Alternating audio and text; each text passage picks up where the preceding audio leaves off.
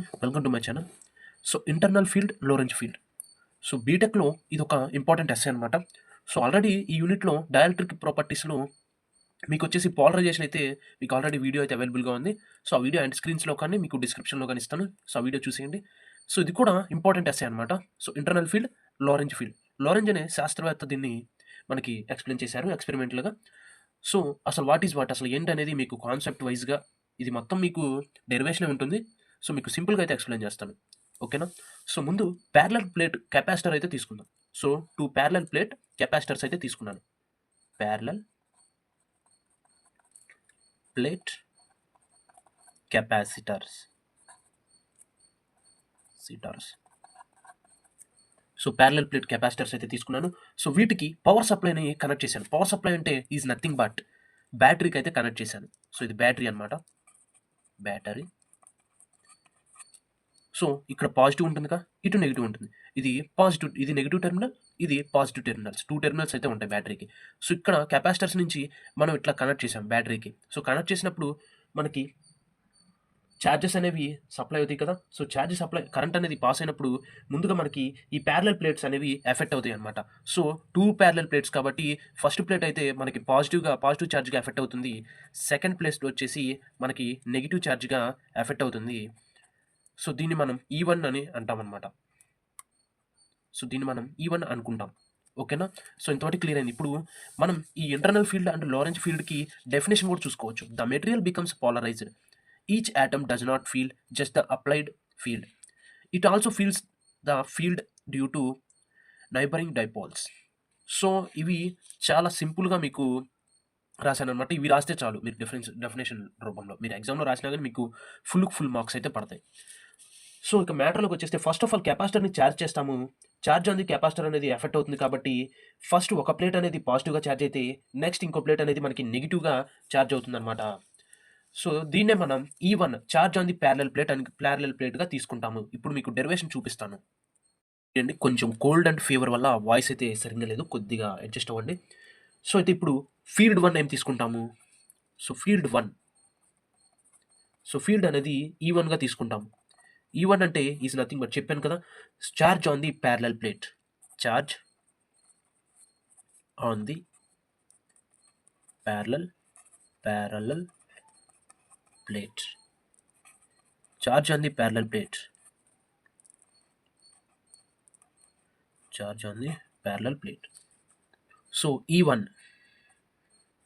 So E1 equal to D by epsilon naught. ఇక్కడ D అంటే dielectric ప్రాపర్టీస్లో density, flux డెన్సిటీని D అంటాము. Epsilon naught అంటే permittivity of free space, దాన్ని మనం epsilon నాట్గా తీసుకుంటాం. ఈ రెండింటి యొక్క రేషియోని మనం E1గా తీసుకుంటాము, ఓకేనా. సో క్లియర్ అయిపోయింది కదా. ఈ రెండింటి యొక్క రేషియోని మనం ఫ్లక్స్ డెన్సిటీ, మీరు గుర్తుపెట్టుకోండి, D అంటే ఫ్లక్స్ డెన్సిటీ. డైఎలక్ట్రిక్ ప్రాపర్టీస్లో D అనేది ఫ్లక్స్ డెన్సిటీ, ఎప్సిలాన్ నాట్ అనేది మీకు వచ్చేసి పర్మిటివిటీ ఆఫ్ ఫ్రీ స్పేస్, ఓకేనా. E1 అనేది వచ్చింది. ఇప్పుడు E2 కనుక్కోవాలి, E3 కనుక్కోవాలి. అలాగే మనం E2ని ఫైండ్ అవుట్ చేయాలి, E3ని ఫైండ్ అవుట్ చేయాలి, E4ని కూడా ఫైండ్ అవుట్ చేయాలి, ఓకేనా. సో ఇప్పుడు మీకు క్లియర్గా ఎక్స్ప్లెయిన్ చేస్తాను. సో ఇక్కడ D అనేది ఫార్ములా కూడా ఉందన్నమాట ఫ్లక్స్ డెన్సిటీకి. So D equal to epsilon naught E plus P. So ఇది ఫార్ములా, దీన్ని బై హార్ట్ చేసేయండి. ఇది ఫార్ములా అనమాట, రాస్తున్నాను ఫార్ములాని కూడా. సో ఇది బై హార్ట్ చేసుకోండి, ఎందుకంటే మీకు ఎగ్జామ్లో యూజ్ అవుతుంది స్టక్ అవ్వకుండా. సో దేర్ ఫోర్ మనకి D వాల్యూ తెలిసింది. సో ఇది D అండి. సో D వాల్యూ తెలిసింది. ఇప్పుడు మనం ఈక్వేషన్ 1లో సబ్స్టిట్యూట్ చేద్దాం. ఈక్వేషన్ 1 అనుకోండి ఇది. సో ఈక్వేషన్ 1లో సబ్స్టిట్యూట్ చేద్దాం. సబ్స్టిట్యూట్ చేస్తే మీకు therefore E1 equal to epsilon naught E plus P by epsilon naught, ఓకేనా. సో ఇప్పుడు సపరేట్గా రాద్దాం. Therefore E1 equal to epsilon naught E by epsilon naught plus P by epsilon not. ఇక్కడ epsilon నాట్కి cancel అయిపోతుంది. Cancel అయిపోతే E ఒక్కటే మిగులుతుంది, అంటే ఎప్సిలాన్ నాట్ క్యాన్సిల్ అయిపోయి E మిగులుతుంది. E బై 1 ఉంటుందిగా. So plus P by epsilon naught. So ఇక్కడ డెరివేషన్స్లో E అనేది ఉంచవచ్చు, తీసేయచ్చు. So therefore E1 equal to మీకు ప్రతి ఒక్క స్టెప్ రాస్తుంది మీరు కన్ఫ్యూజన్ లేకుండా ఉంటారని E plus P by epsilon naught. So E1 value అనేది వచ్చేసింది అనమాట. ఇది E1 వాల్యూ. సో దీన్ని వచ్చేసి ఈక్వేషన్ 2 అనుకోండి. సో ఈక్వేషన్స్ అన్నిటిని చివరిలో మీకు యూజ్ అవుతాయి అనమాట. సో వన్స్ ఛార్జ్ అయిపోయిన తర్వాత ప్యారలల్ కెపాసిటర్ మధ్యలో డైఎలక్ట్రిక్ మెటీరియల్ని ప్లేస్ చేయాలి. సో మనకి ఛార్జ్ అనేది అయిపోయింది, అంటే E1 అనేది ఛార్జ్ అయిపోయింది. సో ఛార్జ్ అయిపోయింది కాబట్టి మనం ఏం చేస్తామంటే మనకి డైఎలక్ట్రిక్ మెటీరియల్ అనేది ఇక్కడ ప్లేస్ చేయాలన్నమాట. సో డైఎలక్ట్రిక్ మెటీరియల్ని ఇక్కడ ప్లేస్ చేస్తాం ఈ డయాగ్రామ్లో. సో డైఎలక్ట్రిక్ మెటీరియల్ని ప్లేస్ చేస్తున్నా. ఒక మెటీరియల్ తీసుకొని సో ప్లేస్ చేశాను. సో ప్లేస్ చేసినప్పుడు మనకి సో డైఎలక్ట్రిక్ మెటీరియల్ని ప్లేస్ చేసాం. ఆల్రెడీ మీకు తెలుసు, ఇంటర్మీడియట్లో మీరు చదివారు. సో పాజిటివ్స్ అని నెగిటివ్ సైడ్ వైపు అట్రాక్ట్ అవుతాయి. అంటే ఇప్పుడు ఇక్కడ పాజిటివ్స్, ఇక్కడ నెగిటివ్స్ ఉన్నాయి. సో పాజిటివ్ ఛార్జెస్ ఉన్నాయి, నెగిటివ్ ఛార్జెస్ ఉన్నాయి. సో డైఎలక్ట్రిక్ మెటీరియల్ని ప్లేస్ చేసినప్పుడు నెగిటివ్ ఛార్జెస్ అనేవి పాజిటివ్ వైపు అట్రాక్ట్ అవుతాయి. సో అంటే నెగిటివ్ ఛార్జెస్ అనేవి పాజిటివ్ వైపు అట్రాక్ట్ అవుతాయి. అలాగే పాజిటివ్ ఛార్జెస్ అనేవి నెగిటివ్ వైపు అట్రాక్ట్ అవుతాయి అనమాట. అంటే ఇక్కడ ప్లస్ ఛార్జెస్ అనేవి, పాజిటివ్ ఛార్జెస్ అనేవి ఇక్కడ ఉంటాయి, నెగిటివ్ ఛార్జెస్ అనేవి ఇట్లా ఉంటాయి అనమాట. అంటే డైఎలక్ట్రిక్ మెటీరియల్కి ఆపోజిట్ డైరెక్షన్లో ఉంటాయి అనమాట. మనం ప్లేస్ చేసిన మెటీరియల్ ఏదైతే ఉందో సో ఆ మెటీరియల్ యొక్క ఛార్జెస్ అనేవి డైఎలక్ట్రిక్ మెటీరియల్ యొక్క ఛార్జెస్కి ఆపోజిట్ డైరెక్షన్లో ఉంటాయి. ఓకేనా? సో పాజిటివ్ వైపు ఫస్ట్ ఫీల్డ్ E1కి రెండవ ఫీల్డ్ E2 అనేది ఆపోజిట్ డైరెక్షన్లో ఉండడం వల్ల ఇప్పుడు E2ని ఫైండ్ అవుట్ చేద్దాం. Therefore E2 find out E2. So E2 field తీసుకుందాం. Field FILD field E2. Field E2లో sides on dielectric material. So dielectric material అనేది ఇప్పుడు మనం ప్లేస్ చేసాం కదా. సో ఒక నిమిషం. సో మనం ప్లేస్ చేసిన మెటీరియల్ అనేది కొంత డిస్టెన్స్లో పాజిటివ్ ఛార్జెస్, నెగిటివ్ ఛార్జెస్ అనేవి డిస్టెన్స్లో ఉన్నాయన్నమాట. సపరేట్గా కొంత డిస్టెన్స్లో ప్లేస్ అయి ఉన్నాయి. సో ఇవి మనకి మెటీరియల్ యొక్క ఛార్జెస్ అనేవి ఇలా ఉంటే, సో మనం ప్లేస్ చేసిన మెటీరియల్ ఉంది కదా, సో మనం ప్లేస్ చేసిన మెటీరియల్లో ఛార్జెస్ అనేవి ఆపోజిట్ డైరెక్షన్లో ఉండడం వల్ల మనకి కొన్ని డైపోల్స్ అనేవి ప్రొడ్యూస్ అవుతాయి. సో డైపోల్స్ అనేవి ప్రొడ్యూస్ అవ్వడం వల్ల దీన్ని మనం ఏమంటామంటే పోలరైజేషన్ వెక్టర్ అంటాం అనమాట. So therefore E2 equal to opposite direction కాబట్టి నెగిటివ్ ఛార్జ్ అనేది వస్తుంది. సో నెగిటివ్ ఛార్జ్ అనేది రావడం వల్ల పోలరైజేషన్ వెక్టర్ని ఏమంటాము? Pగా తీసుకుంటాం పోలరైజేషన్ వెక్టర్ని. సో ఫ్రీ ప్రెస్ అనేది ఉంటుంది కాబట్టి సో ఈ రెండింటి రేషియోనే మనం పర్మిటివిటీ ఆఫ్ ఫ్రీ స్పేస్ని అలాగే పోలరైజేషన్ వెక్టర్ యొక్క రేషియోని తీసుకుంటాం అనమాట E2గా. సో దీన్ని మనం E2గా చెప్పుకోవచ్చు. సో ఈక్వేషన్ 3 తీసుకుందాం. సో నెక్స్ట్ ఇప్పుడు పాజిటివ్ ఛార్జెస్, నెగిటివ్ ఛార్జెస్ అనేవి కొంత డిస్టెన్స్లో సపరేట్ అయ్యాయి.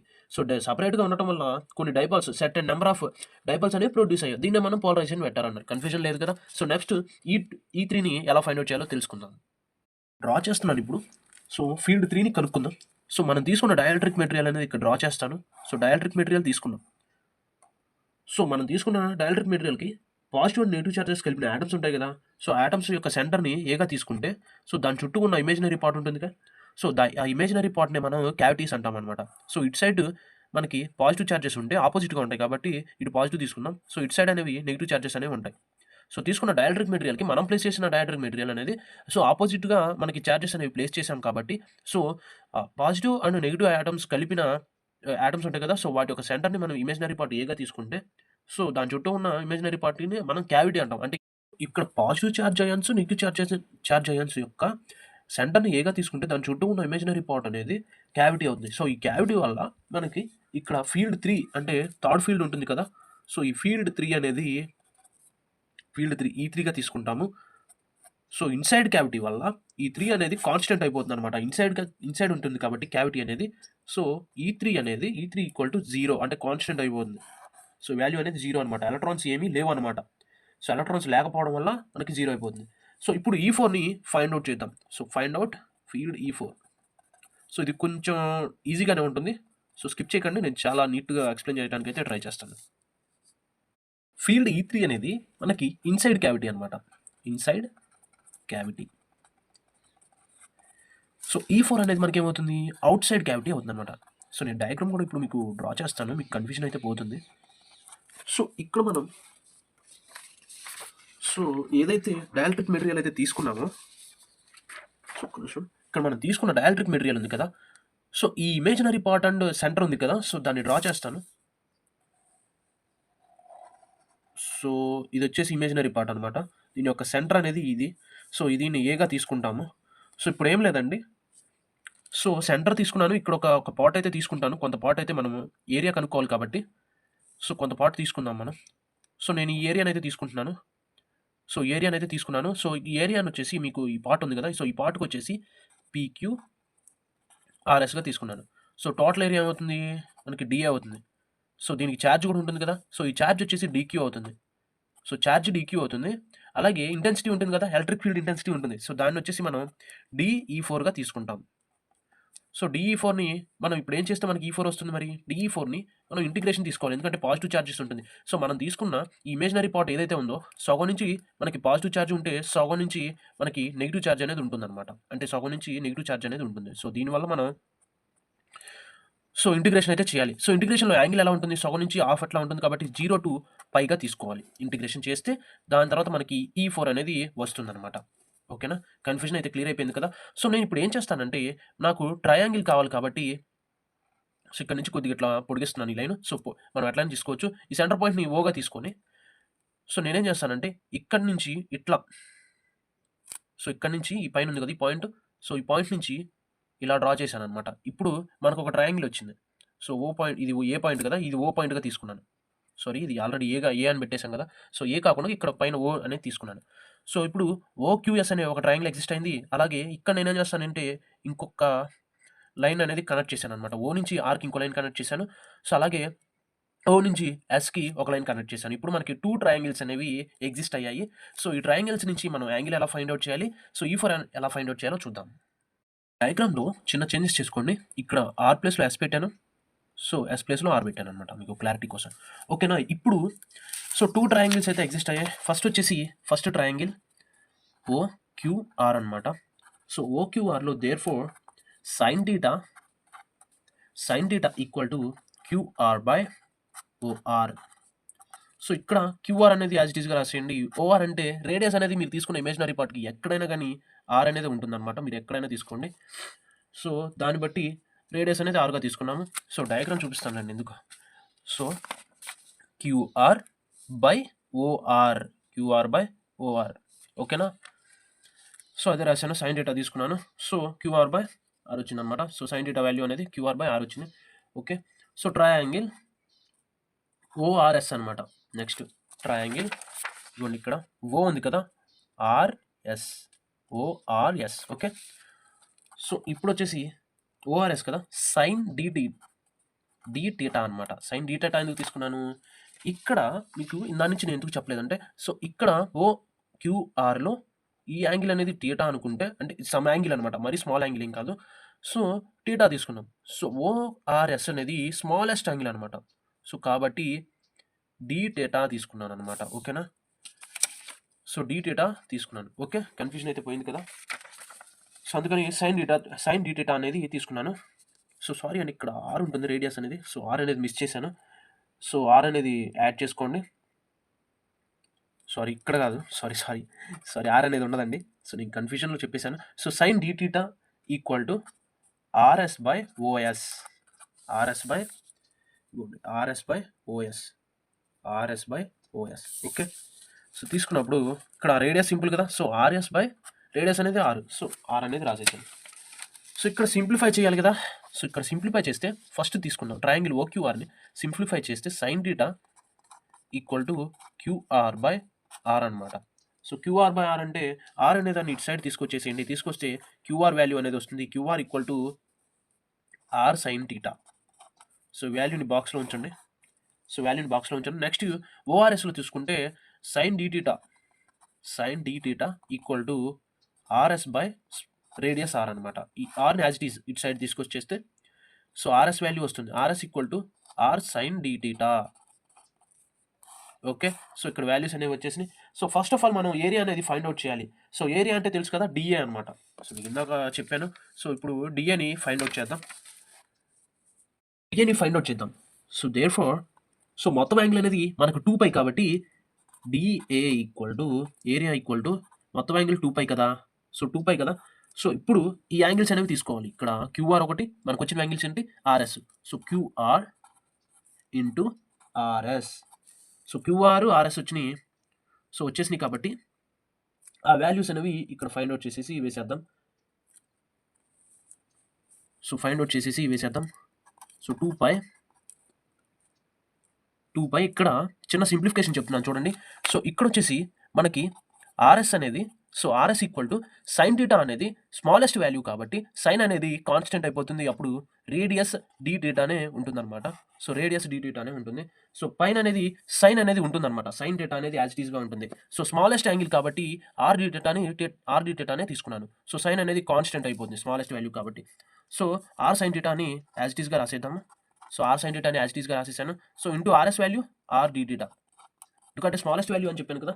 సో దానికని చెప్పేసి నేను ఈ వాల్యూ తీసుకున్నాను. నెక్స్ట్ వచ్చేసి therefore DA equal to area equal to 2π. So ఇక్కడ ఒక ఆర్ ఉంది, ఇక్కడ ఒక ఆర్ ఉంది, అంటే R square sine theta. So sine theta, so ఏం కన్ఫ్యూజన్ వద్దండి, 2π ఇక్కడ రాసేసాను. So R into R square sine theta as it ఈస్గా రాశాను. సో డి థీటా ఉంది, డి థీటాను కూడా యాజ్ ఇట్ ఈస్గా రాశాను. ఇక్కడ ఈ వాల్యూ వచ్చేసింది, అంటే ఏరియా వాల్యూ వచ్చేసింది. సో నెక్స్ట్ ఏం కనుక్కోవాలి, నెక్స్ట్ డీక్యూని కనుక్కోవాలి. ఇక్కడ ఈ డయాగ్రామ్ చూపిస్తాను మీకు. సో ఇదైతే అయిపోయింది. నెక్స్ట్ డీక్యూని ఫైండ్ అవుట్ చేయాలి. సో డీక్యూ అంటే ఏంటి, డీక్యూ అంటే ఛార్జ్ అనమాట. సో ఛార్జ్కి ఫార్ములా ఉందన్నమాట. ఆ ఫార్ములా ఏంటి, సో ఆ formula P cos theta, dq equal to P cos theta dA. So DQ equal to P cos theta dA అనమాట ఆ ఫార్ములా. సో ఆ ఫార్ములాలో డిఏ ఉంది కాబట్టి డిఏ వాల్యూని మనం సబ్స్టిట్యూట్ చేద్దాం. డిఏ వాల్యూ మన దగ్గర ఉంది కాబట్టి ఓకేనా. ముందు ఫార్ములా రాస్తాను. సో డీక్యూని ఫైండ్ అవుట్ చేయడానికి ఇవి ముందు ఫార్ములా అనమాట. So DQ equal to P cos theta dA అనమాట. ఇక్కడ డిఏ వాల్యూ మనకు తెలుసు కదా. సో ఆ వాల్యూని సబ్స్టిట్యూట్ చేద్దాం. సో ఇక్కడ మీకు సింపుల్గా అర్థం కావడం కోసం అట్లా వేసాను. So DQ equal to P cos theta as it ఈస్గా 2π R square sine theta D theta. So value అనేది యాజ్ ఇట్ ఈస్గా రాసేసాను. సో ఇప్పుడు డీక్యూ వాల్యూ కూడా వచ్చేసింది కాబట్టి మనకి నెక్స్ట్ వచ్చేసి డిఈ4 వాల్యూని ఫైండ్ అవుట్ చేద్దాం. డిఈ4 వాల్యూని ఫైండ్ అవుట్ చేయడానికి మనకు ఫార్ములా ఉందన్నమాట. ఇవి ఫార్ములాస్ ఇవి మీరు ఖచ్చితంగా మీరు బై హార్ట్ అయితే చేసేయాలి. సో ఈ ఫార్ములాని మీరు ఖచ్చితంగా బై హార్ట్ చేయాలి. ఇది ఫార్ములా, ఇది ఒక ఫార్ములా అనమాట. సో ఇవి బై హార్ట్ చేసేయండి. మీరు వీడియోలో నేను ఎక్కడైతే ఫార్ములా అని చెప్పాను, సో అవన్నిటిని బై హార్ట్ చేసేయండి. బై హార్ట్ చేస్తే మీకు సింపుల్గా అనేది క్వశ్చన్ అనేది అర్థమయ్యే అవకాశం ఉంటుంది. సో సింపుల్గా క్వశ్చన్ అనేది అర్థమయ్యే అవకాశం ఉంటుంది కాబట్టి ఇప్పుడు డిఈ4ని ఫైండ్ అవుట్ చేద్దాం. సో డిఈ4ని ఫైండ్ అవుట్ చేయడానికి అంటే ఎలక్ట్రిక్ ఫీల్డ్ ఇంటెన్సిటీ అనమాట డిఈ4 అంటే. సో దేర్ఫోర్ డిఈ4 equal to 1/4π epsilon naught DQ into P cos theta by R square. So ఇదనమాట ఫార్ములా. ఇక్కడ మీరు ఇక్కడ చూసుకుంటే ఈ పీ ఉంది కదా, ఈ పీ వాల్యూ అనేది 1 అయిపోతుంది అనమాట. సబ్స్టిట్యూట్ చేద్దాం. డిఈ4 1/4π ఎప్సిలాన్ నాట్ డిక్యూ వాల్యూ ఉంది కదా ఇక్కడ. సో ఆ డిక్యూ వాల్యూని సబ్స్టిట్యూట్ చేస్తే పీ కాస్, పీ అంటే 1 కదా, సారీ 1 అయిపోయింది ఈ వాల్యూ. సో పీ అనేది 1 అయిపోతుంది. పీ అంటే పోలరైజేషన్ వెక్టర్ అనమాట, ఆ వాల్యూ 1 ఉంటుంది. So cos theta 2π R square sine theta D theta అనమాట. సో తర్వాత ఇక్కడ పీ వాల్యూ 1 అయిపోతుంది కాబట్టి కాస్ థీటా అని ఉంటుంది. So cos theta as it ఈస్గా రాసేసాను. సో నెక్స్ట్ కింద ఆర్ స్క్వేర్ అనేది ఉంది, ఓకేనా. సో 2 1s 2 2s, సో పైకి క్యాన్సిల్ అయిపోతుంది, ఆర్ స్క్వేర్ క్యాన్సిల్ అయిపోతుంది. ఓకే, ఇక్కడ రిమైనింగ్ మిగిలింది రాద్దాం. డిఈ4 equal to P by epsilon naught 2 అని ఎక్స్లాన్ నాట్ మిగిలింది. సో 2 అని ఎక్స్లాన్ నాట్ రాసేసాను. P by 2 epsilon naught cos square theta sine theta D theta. So ఇది మిగిలిందనమాట. సో డిఈ4 వాల్యూ అయితే వచ్చింది. నెక్స్ట్ ఏం కనుక్కోవాలి, ఇంటిగ్రేషన్ కనుక్కోవాలన్నమాట. అంటే త్రూ అవుట్ వాల్యూని ఫైండ్ అవుట్ చేయాలి. సో త్రూ అవుట్ వాల్యూని కూడా ఫైండ్ అవుట్ చేద్దాం. సో నెక్స్ట్ వచ్చేసి దేర్ఫోర్ ఇంటిగ్రేషన్ 0 to π. యాంగిల్ అనేది మనకి మొత్తం నెగిటివ్స్ అండ్ పాజిటివ్తో ఉంది కాబట్టి 0 to π అనేది తీసుకున్నాము. సో డిఈ4 అంటే ఇంటెన్సిటీ అనమాట, ఎలక్ట్రిక్ ఫీల్డ్ ఇంటెన్సిటీని కనుక్కోబోతున్నాం. దాని నుంచి ఈ4 అనేది వాల్యూ అనేది మనకు వస్తుంది. సో డిఈ4 వాల్యూ తెలుసు కదా. సో డిఈ4 వాల్యూని ఇక్కడ సబ్స్టిట్యూట్ చేస్తాను. సో డిఈ4 వాల్యూని సబ్స్టిట్యూట్ చేస్తే, సో డిఈ4 వాల్యూ ఇక్కడ ఉంది కదా. సో వాల్యూని అనేది సబ్స్టిట్యూట్ చేసేద్దాం. So P by 2 epsilon naught 0 2 epsilon naught cos square theta sine theta D theta. So sine theta D theta అనమాట. సో ఇక్కడ థీటా మాత్రమే చేయాలి, మీ రిమైనింగ్ అంతా కాన్స్టెంట్ అవుతుంది అనమాట. సో ఈ4 equal to E4 equal to P by 2 epsilon naught E4 equal to P by 2 epsilon naught integral 0 to pi cos square theta sin theta d theta so ఇక్కడ థీటాకి మాత్రమే చేయాలి కాబట్టి పుట్ అంటే తీసుకుంటున్నాను కాస్ థీటా ఈక్వల్ టు టీగా తీసుకున్నాను cos theta equal to టీగా తీసుకుంటే డిఫరెన్షియేషన్ ఆన్ బోత్ సైడ్ చేద్దాం డిఫరెన్షియేషన్ ఆన్ బోత్ సైడ్స్ వస్తుందిగా డిఫరెన్షియేషన్ అనేది బోత్ సైడ్ చేస్తే సో సైన్ మనకి డిఫరెన్షియేషన్ ఆన్ బోత్ సైడ్ చేస్తే minus sine theta D theta minus sine theta D theta so T అయిపోతుంది minus sine theta D theta అవుతుంది ఎందుకంటే ఇక్కడ సైన్ ఉంది కాబట్టి డిఫరెన్షియేట్ చేస్తే మైనస్ సైన్ అవుతుంది minus sine theta D theta రాశాను ఇది కూడా డి థీటా రాశాను ఈ మైనస్ అనేది ఇటు సైడ్ తీసుకొచ్చేద్దాం సో ఇటు సైడ్ తీసుకొచ్చేస్తే sine theta D theta equal to minus dt అవుతుంది ఓకేనా మైనస్ డిటీ అయిపోతుంది సో మైనస్ డిటీ అయింది సో నెక్స్ట్ వచ్చేసి ఇక్కడ డిఫరెన్షియేషన్ చేసినప్పుడు యాంగిల్స్ కూడా చేంజ్ అవుతాయి కదా సో డిఫరెన్షియేషన్ చేసినప్పుడు యాంగిల్స్ కూడా చేంజ్ అవుతాయి మనం కాస్ థీటాని టీ అనుకుందాం టీ అనుకొని డిఫరెన్షియేషన్ చేస్తే minus sine theta D theta equal to DT అయింది ఆ నెగిటివ్ ఇటు సైడ్ తీసుకొస్తే minus dt value sine theta D theta అయింది సో ఇప్పుడు ఏం లేదండి ఇక్కడ డిఫరెన్షియేషన్ చేసినప్పుడు యాంగిల్స్ కూడా చేంజ్ అవుతాయి కదా సో యాంగిల్స్ కూడా చేంజ్ అయినప్పుడు థీటా ఈక్వల్ టు 0 అయిపోతుంది సో థీటా ఈక్వల్ టు 0 అప్పుడు కాస్ 0 ఏమవుతుంది సో థీటా ఈక్వల్ టు 0 అయినప్పుడు కాస్ 0 అనేది 1 అయిపోతుంది సో థీటా ఈక్వల్ టు 1 అయినప్పుడు ఏమవుతుంది సో అప్పుడు టీ ఈక్వల్ టు కూడా 1 అయిపోతుందిగా సో టీ ఈక్వల్ టు 1 అవుతుంది అంటే థీటా ఈక్వల్ టు పై అయినప్పుడు కాస్ పై అనేది మైనస్ 1 అవుతుంది సో అప్పుడు థీటా కూడా ఆటోమేటిక్గా -1 అయిపోతుందిగా అంటే టీ ఈక్వల్ టు కూడా -1 కదా సో దేర్ ఫోర్ అసలు ఈ నెగిటివ్ పాజిటివ్ అంటూ నెగిటివ్ అసలు 0 అనేది దేనిపై ఆధారపడి ఉంటుందంటే మీరు ఇంటర్మీడియట్లో చదివారు సైన్ ఎన్ పై అనేది 0 అయితే కాస్ ఎన్ పై అనేది +or-1 అవుతుంది అంటే +or- అనేది ఎన్ మీద డిపెండ్ అవుతుంది ఎన్ అనేది ఈవెన్ వాల్యూ అయితే +1 అవుతుంది సో +1 అవుతుంది ఎన్ వాల్యూ అనేది అలాగే ఎన్ అనేది ఆడ్ అయితే -1 అవుతుంది అనమాట ఓకేనా సో +or- అనేది ఎన్ వాల్యూ అనేది ఈవెన్ అయితే అది +1 అవుతుంది సో ఎన్ వాల్యూ ఆడ్ అయితే ఆ వాల్యూ అనేది నెగిటివ్ అవుతుంది అనమాట అంటే -1 అవుతుంది దేర్ ఫోర్ ఇక్కడ E4 equal to P by 2 epsilon naught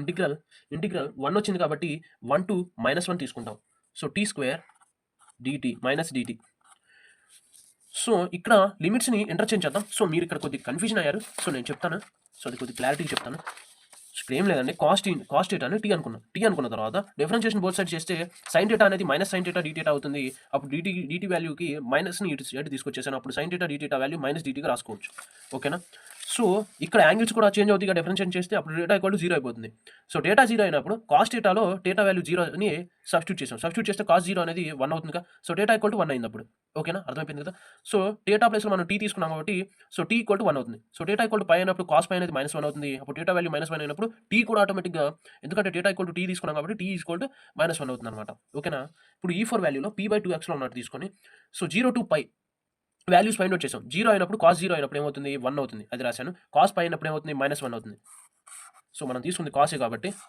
so cos థీటాని మనం టీ అనుకున్నాం సో టీ వాల్యూ ఏమైంది -1 ఒకటి వస్తే +1 ఒకటి వచ్చింది అవే సబ్స్టిట్యూట్ చేశానండి 0 to -1 అనమాట యాజ్ ఇట్ ఈస్గా రాశాను సో కాస్ స్క్వేర్ థీటా అంటే ఏమవుతుంది టీ స్క్వేరేగా సో కాస్ థీటా అనేగా మనం టీ అనుకుంది ఓకే టీ స్క్వేర్ అయిపోయింది తర్వాత minus sine theta D theta ఏమవుతుంది మైనస్ డిటీ అవుతుంది అనమాట ఇదిగోండి మైనస్ డిటీ సో అదే సబ్స్టిట్యూట్ చేశాను యాజ్ ఇట్ ఈస్గా రాసేసాను ఇప్పుడు ఇక్కడ లిమిట్స్ అనేవి ఇక్కడ మైనస్ ఉంది కాబట్టి మైనస్ పోవాలి కాబట్టి లిమిట్స్ అనేవి ఇంటర్చేంజ్ చేద్దాం సో ఇంటర్చేంజ్ చేసినప్పుడు P by 2 epsilon naught అయినప్పుడు ఇక్కడ మైనస్ వస్తుంది అనమాట సో ఇక్కడ మైనస్ వస్తుంది ఇంటర్చేంజ్ చేస్తే అప్పుడు పైన ప్లస్ వస్తుంది కింద మైనస్ వస్తుంది so tea square minus dt E4 అనేది యాజ్ ఇట్ ఈస్గా రాద్దాం సో ఇప్పుడు E4 ఉంది కదా యాజ్ ఇట్ ఈస్గా రాస్తే ఈ మైనస్ ప్లస్ అయిపోతుంది కాబట్టి P by 2 epsilon naught integral -1 to 1 రాసేసి యాజ్ ఇట్ ఈస్గా సో టీ స్క్వేర్ డిటీగా రాసుకోవచ్చు సో టీ స్క్వేర్ డిటీగా రాశాను అనమాట సో ఇక్కడ మీకు చూస్తే ఒక ఫార్ములా ఉంది కదా integral x square equal to x power n+1 by n+1 so ఆ ఫార్ములా ప్రకారం మీకు ఇక్కడ చూసుకుంటే so E4 equal to P by 2 epsilon naught తీసుకుంటే టీ స్క్వేర్ కదా so integral x square equal to x power n+1 by n+1 అనమాట so ఆ formula ప్రకారం నేను ఇప్పుడు రాస్తాను సో ఫార్ములా ప్రకారం లిమిట్స్ అనేవి కూడా ఎక్స్టెండ్ అవుతాయి కాబట్టి so t power 2+1 by 2+1 so limits అనేవి -1 to 1 కాబట్టి అవి యాజ్ ఇట్ ఈస్గా రాసేసాను ఓకే సో ఇప్పుడు E4 therefore E4 equal to P/2/ε0. So 2/ε0 T power, so T cube అవుతుంది, 2 + 1 T cube by 3. So -1 to 1 అనేది యాజ్ ఇట్ ఈస్గా రాశాను. సో నెక్స్ట్ చూద్దాం ఇంకో ఎడిషన్ తీసుకుని చూసుకుంటే, సో ఇప్పుడు ఈ లిమిట్స్ అనేవి అప్లై చేద్దాం. ఒక వాల్యూ వచ్చింది. So E4 equal to P/2ε0. ఇప్పుడు లిమిట్ అప్లై చేస్తే పైన 1 క్యూబ్ వస్తుంది. సో +1 కాబట్టి ఫస్ట్ +1 రాసుకుందాము. సో తర్వాత మైనస్ ఉంది కాబట్టి మైనస్ రాద్దాము. తర్వాత -1 రాసుకుందాం. -1 క్యూబ్ బై 3 వస్తుంది. సో ఇవన్నమాట లిమిట్స్. ఏం లేదండి, ఫస్ట్ ప్లస్ ఉంది. సో +1 రాసుకొని 1 క్యూబ్ బై 3 రాశాను. ప్రతి ఒక్క స్టెప్ ఈ సింపుల్గా రాస్తున్నాను అనమాట, ఎందుకంటే మీకు కన్ఫ్యూజన్ అనేది ఉండకుండా. So E4 equal to P/2ε0. So 1 cube అంటే 1, 3 అంటే 3. సో ఈ మైనస్కి ఇప్పుడు 3 మైనస్లు అంటే 2 మైనసెస్ కలిపితే ఇప్పుడు 3 మైనసెస్ ఉన్నాయండి. 2 మైనస్లు కలిపితే ప్లస్ అవుతుంది. ప్లస్ మైనస్ ఏమవుతుంది, మైనస్ అవుతుంది కదా. సో ఆ మైనస్కి మైనస్ క్యాన్సిల్ అయిపోయి ప్లస్ అవుతుంది. అప్పుడు 1/3 వస్తుంది. సో 1/3 వచ్చేసింది కదా. సో ఇప్పుడు P/2ε0 E4 అనేది కంటిన్యూస్గా రాస్తున్నాను. సో ఇక్కడ 1 + 1 2 అవుతుంది. ఇక్కడ డినామినేటర్స్ ఈక్వల్గా ఉన్నాయి కాబట్టి 2/3 అవుతుంది. సో ఈ 2కి ఈ 2 క్యాన్సిల్ అయిపోతుంది. ఈ 2కి ఈ 2 క్యాన్సిల్ అయిపోతుంది. E4 equal to P/3ε0. So E4 కూడా వచ్చింది కదా. సో E4 కూడా వచ్చేసింది. ఇప్పుడు ఈ మొత్తాన్ని ఈక్వల్ చేసేద్దాం. సో ఈక్వల్ చేసేస్తే మీకు ఒక క్లారిటీ అయితే వస్తుంది. సో ఇప్పుడు మనకి E4 దాకా వచ్చేసింది. సో EI అనమాట final step. E1 + E2 + E3 + E4. So ఈ వాల్యూస్ మనకు తెలుసు అనమాట. So EI equal to same లేదండి, ఇప్పుడు దాకా మనం చేసినవే అనమాట ఈ వాల్యూస్ అనేవి. సో E1 కాడి నుంచి మీకు చూపిస్తాను. సో మీకు కన్ఫ్యూజన్ పోతుంది కదా. సో E1 చూసుకోండి. ఇక్కడ E1 చూసుకుంటే, సో E1 వాల్యూ సబ్స్టిట్యూట్ చేస్తున్నాను. సో E1 ఏమొచ్చింది మనకి, E ప్లస్ P/ε0. సో చూసుకోండి, E ప్లస్ P/ε0 వేసాను. సో తర్వాత వచ్చేసి E2 ఏమొచ్చింది, E2 అనేది మైనస్లో వచ్చింది, -P/ε0. ఓకే, -P/ε0 వచ్చిందండి. సో నెక్స్ట్ చూద్దాము. నెక్స్ట్ అనేది చూసుకుంటే ఒక్క నిమిషం. తర్వాత వచ్చేసి మనకి 0 వచ్చిందనమాట, E3 అనేది. సో E3 0 వచ్చింది. నెక్స్ట్ E4 చూసుకుందాం. సో E4 ఏంటంటే ఫైనల్ వాల్యూ అనమాట, మనకి ఫైనల్గా వచ్చిన వాల్యూ. E4 అనేది మీకు ఇక్కడే ఉంది. సో E4 వాల్యూ ఇక్కడ సబ్స్టిట్యూట్ చేద్దాం. అంటే P/3ε0. Okay, E/3ε0. ఇక్కడ మైనస్ ఉంది, ఇక్కడ ప్లస్ ఉంది. మైనస్కి ప్లస్కి క్యాన్సిల్ అయిపోతుంది.